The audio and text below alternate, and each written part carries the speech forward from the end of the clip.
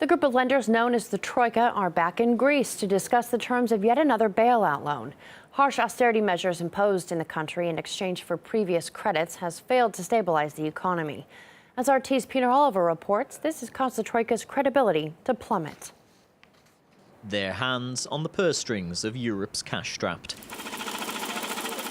But confidence in the Eurozone's three biggest lenders, known as the Troika, is wavering. In terms of public debt, in terms of potential growth, in terms of unemployment, the results are worse now than before the Troika intervention in a country like Greece. Made up of the International Monetary Fund, the EU and the European Central Bank. The idea behind the Troika was to get the most indebted Eurozone nations back on an even keel through bailouts and at times crippling austerity measures. Ireland became the first to leave the bailout programme at the end of last year, not before cutting €30 billion from the budget and seeing salaries squeezed by 20%. In southern Europe, hopes of a light at the end of the tunnel aren't high, especially for the generation growing up under the Troika. Unemployment is not scheduled to fall. So we are going to be facing a large number of young people.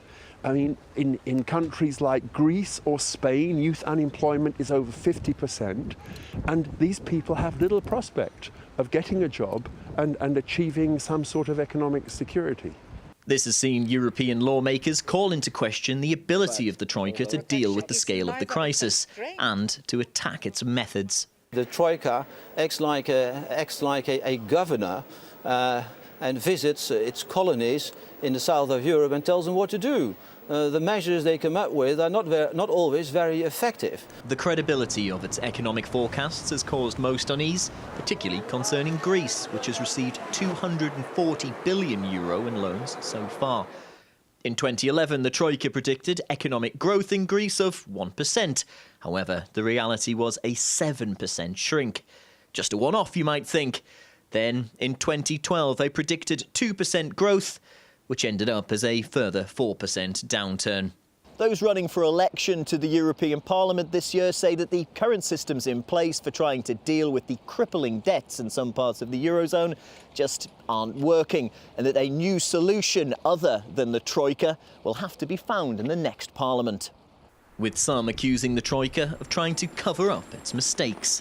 There is quite a bit of propaganda going on right now, trying to make people believe that there is an improvement in those southern European countries. In fact, there's no improvement that I can see, because the debt situation is worse than ever. The banking crisis is still not resolved. An inquiry into the Troika's handling of the crisis could publish its findings in late April, a month before Europeans vote in the next EU Parliament. Peter Oliver, RT Germany.